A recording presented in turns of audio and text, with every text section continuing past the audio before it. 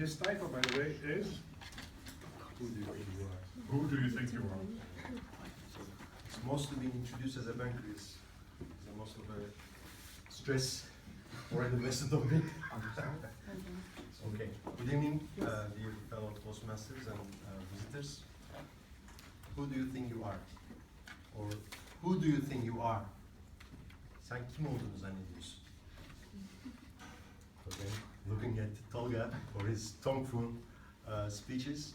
Now this statement is often used and it's like a cliche when we have a dispute with someone, especially in our own culture.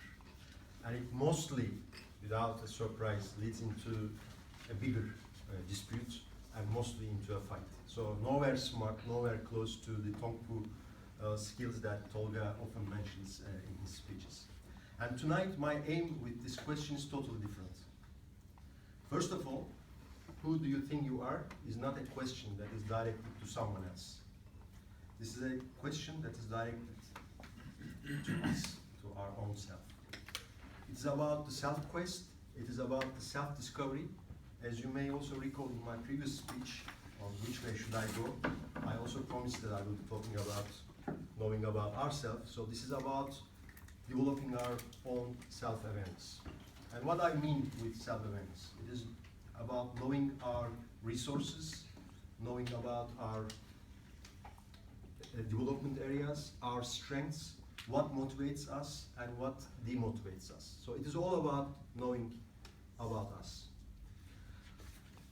And if you think about an ordinary morning, and if you think about when you look in the mirror, who do you see?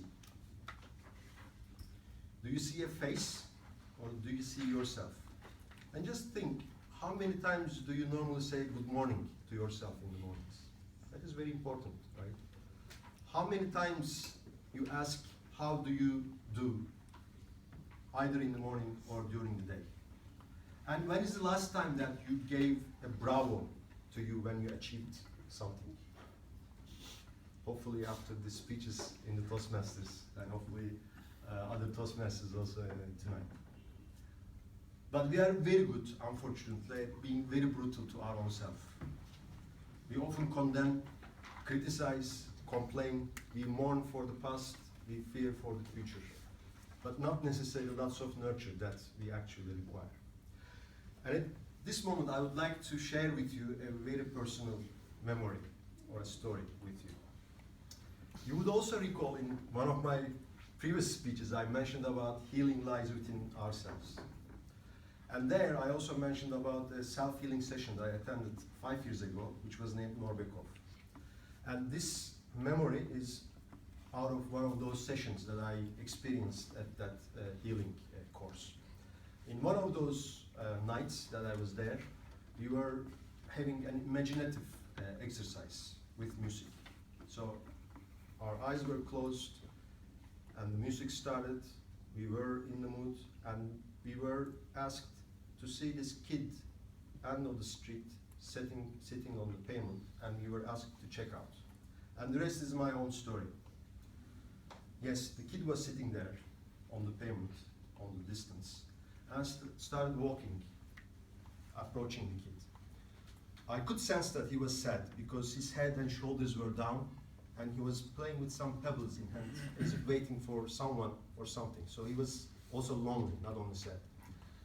So I approached slowly, and he didn't notice me. And by the way, the kid was a boy with shorts, and I couldn't see his face. As I approached the kid, as he didn't notice me, I kneeled down, I touched his shoulders, and caressed his head, and said, "Don't worry, we will find your pants." That just came out instinctively. That's what I said. And then the kid turned his face to me, and I still remember the moment very vividly, that his cheeks were wet, the tears were sizzling from his eyes, and his lips were of a kid that almost to burst into tears. You would all know that the kids do, right? And he looked into my eyes, and when I looked into his eyes, that was one of the most memorable moments of my life. because those eyes were very much familiar to me. And those were the eyes that I see every morning, that I look when I look into the face in the mirror, but not necessarily experience what he needs or what he feels. And at that moment, the kid hugged me, and I hugged the kid. We burst into tears, and even after the exercise finished, his warmth stayed here on my chest for more than a week. And literally, it was there. So he kept hugging me. The basic reason why he kept hugging me was because of the so long period of negligence, apparently, that I have lived through.